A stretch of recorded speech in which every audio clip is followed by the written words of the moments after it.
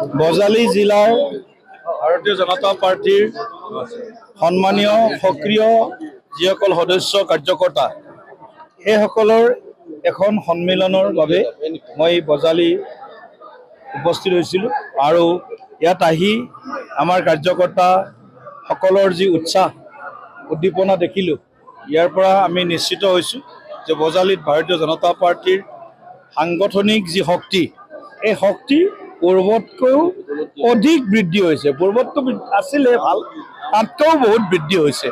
গতিকে এটা ভাল আদৰ্শ এখন সাংগঠনিক জিলাৰ আমাৰ আত্মীয় কাৰ্যকৰ্তাসকলক তেখেতসকলৰ লগত ২-৪ কথা পাতি আমি অত্যন্ত আনন্দিত হৈছোঁ আৰু আমাৰ স্থানীয় বিধায়ক তথা মন্ত্ৰী ৰঞ্জিত কুমাৰ দাস ডাঙৰীয়াৰ যি বলিষ্ঠ নেতৃত্বত বজালীৰ যি সামগ্ৰিক উন্নয়ন যি চাৰিওফালে আমি দেখিবলৈ পাইছোঁ, আমি নিশ্চিত যে আগন্তুক সময়ত বজালীবাসীয়ে যি আৰু বহুত ডাঙৰ কিবা যদি অভিযোগো আছে বা অভাৱ আছে এইখিনিও ৰঞ্জিত দাস ডাঙৰীয়া আৰু মাননীয় মুখ্যমন্ত্ৰী ডাঙৰীয়া দুয়োজনৰ যোগেদি এইসমূহ আমি সমাধান কৰিব পাৰিম।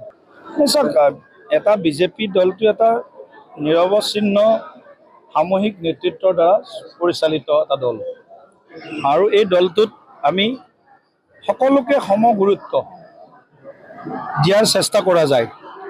তাৰ ভিতৰত কিছুমান সাংবিধানিক বিধি বিধান আছে।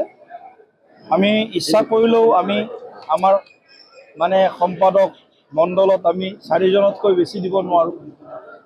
ইচ্ছা কৰিলেও উপসভাপতি আমি 4জনতকৈ বেছি দিব নোৱাৰোঁ। ঠিক তেনেকৈ জিলা ৰাজ্যিক সমিতি বা মণ্ডল সমিতি মৰ্চাসমূহ এটা নিৰ্দিষ্ট সংখ্যাৰ মাজেৰে আমি দলটো পৰিচালনা কৰোঁ যাতে মৰ্যাদাপূৰ্ণভাৱে দলটো পৰিচালিত হয়। গতিকে মই ভাবোঁ যে কাৰ্যকৰ্তাৰ কাৰণে কাম আছে আৰু কামৰ বাবেও কাৰ্যকৰ্তাৰ আমাৰ অভাৱ নাই। গতিকে এই নীতিৰে আমি আগন্তুক দিনত